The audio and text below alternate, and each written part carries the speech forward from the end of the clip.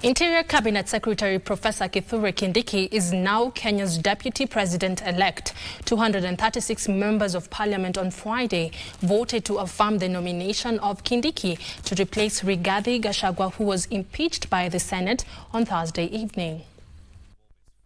Barely 10 hours after the Senate upheld the motion of impeachment against Rigathi Gachagua, the National Assembly convened a special sitting to consider priority business. At exactly 10:15, Speaker Moses Wetangula rose to deliver communication received from the President, the nomination of Professor Kithure Kindiki as the Deputy President. I have a message from the President on the nomination of Professor Kithure Kindiki, EGH, to fill the vacancy in the office of the Deputy President of the Republic of Kenya. The Speaker said the nominee had been cleared by relevant authorities, including IEBC, Kenya Revenue Authority, Ethics and Anti-Corruption Commission, DCI, Higher Education Loans Board, and the Commission for University Education. The Speaker then proceeded to convene a meeting of the House Business Committee to guide the House on how to deal with the communication from the President. In respect to the Deputy President, Article 149(1) of the Constitution expressly provides that the House is required to vote on the nomination.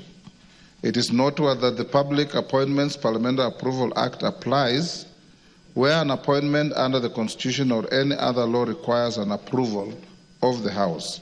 Consequently, noting Article 149(1) of the Constitution requires the House to take a vote on the nomination, the approval process envisaged under the Public Appointments Parliamentary Approval Act does not apply in this case. That no debate arises on a matter that the House is required to take a vote. 4. That the nomination of Professor Kithure Kindiki, EGH, and the vote the House is required to take on the nomination is within the constitutional timeline provided for in Article 149(1) of the Constitution. 2 hours later, the nomination of Professor Kithure Kindiki was put to vote through roll call. All 236 MPs present voted in affirmation. Abstentions, nil. Noes, nil. Ayes, 236. Present and voting, as we had advised you earlier, the vote is overwhelmingly yes.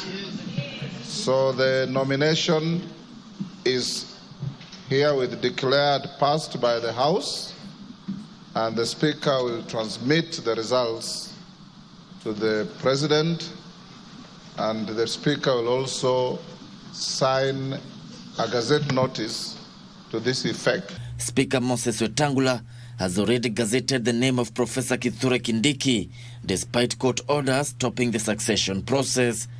Gishuki Washira, Prime Edition.